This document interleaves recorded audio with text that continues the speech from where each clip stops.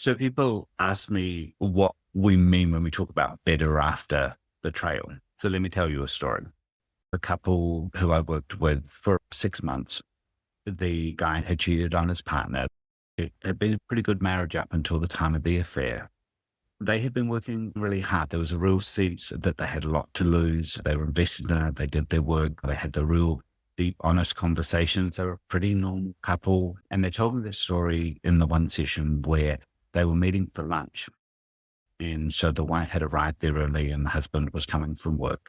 And so she sitting there and she saw him come into the restaurant and she saw him scanning around and looking for her. She said, I saw him see me.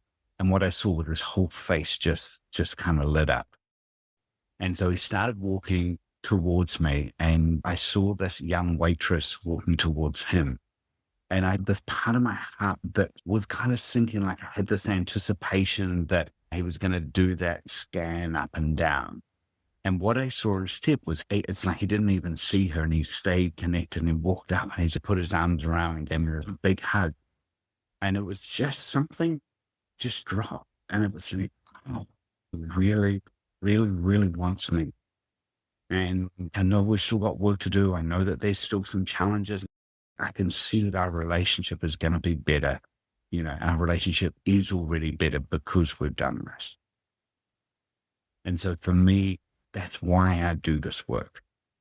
And what we're going to do is we're going to tell you how we do that.